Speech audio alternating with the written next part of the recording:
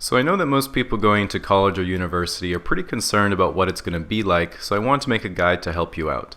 One of the first things you need to know is that they're pretty expensive, and you can't have the same attitude as you did in high school because if you fail something, you just have to take it again at your own expense. So before you go, you need to ask yourself the question, are you really there to drink and meet girls, or are you there to get a degree that will help direct your career for the rest of your life? And once you figure that out, then you can ask yourself, am I dedicated enough to commit my whole day to this for the next 4+ years, or am I going to set some time aside to get my degree? Personally, I really decided to take everything one step at a time, and the first thing you have to do is register for courses. And you might have heard that the schoolwork is going to be a lot harder than high school, and I think most of us have had thoughts like, what if I'm just not smart enough for this? And the truth is, if you can navigate their website, you're smart enough. Now, you might be wondering what's the best program to take, and truth be told, there's not really a best program. The most important thing is choosing something that will help you find a sustainable job that you'll enjoy. Now, you might be thinking, wait a minute, how do I try to get the job I'll enjoy if I don't know what I'll enjoy because I've never had the job? And that's a good question that I'll avoid by suggesting you use the following rule of thumb. So when you're picking a program, imagine a slider that goes from fun to how much money you'll make. And that's the spectrum you're sort of dealing with. So one thing that most people are really excited about is making new friends, and don't worry, you'll get over that pretty quickly. But if you're talking to someone, one thing I think is really important is to avoid certain trigger phrases when you're talking to people from different departments. As an example, don't talk about the job market with fine arts students, don't talk to pre-med or med students about student loans or how long until they graduate, and never ever tell an engineering student you had a lot of homework last night, even if you're another engineering student.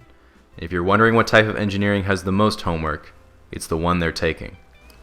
On a similar note, as for how much work you should expect to do, when I started classes they told everyone, you should be studying for 2 to 3 hours at home for each hour of lectures you attend. And I remember thinking, wow, no homework. Unfortunately, that eventually backfired when we had an in-class midterm and I couldn't find the room. So along with that loophole that doesn't work, there's some common myths I want to dispel right away so you don't have the wrong idea about college or university. You'll still be one of the smart kids. Myth. People are a lot more mature. Myth.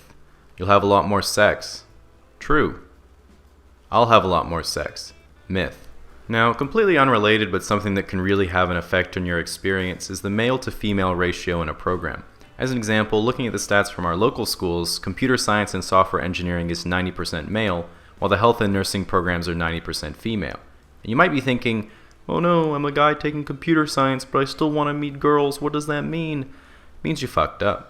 I took one Java programming course, and now I get an erection every time I see a gender-neutral name on an attendance sheet. Now, of course, when people think of college, they think of college parties, and so I'd always wondered what it would be like to be invited to one.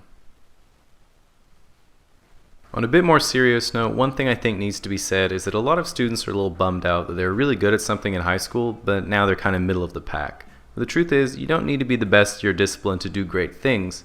As an example, I never showed a lot of potential in high school, but now I make YouTube videos in my room. What I mean to say is I think it's important to look for other avenues to really help you stand out to employers and help your career in general. Like once your skill is at a certain level, you don't become a famous artist by being better than everyone at art or music, you get there by being better at marketing. You don't become a chief engineer by being better than everyone at math, you get there by being better at communication and dealing with people. And ultimately, try to have at least a little bit of diversity, because even if you're lucky enough to have the ability to become the best in the world at one thing, in 30 years it'll be even more difficult to cope when we all get replaced by robots.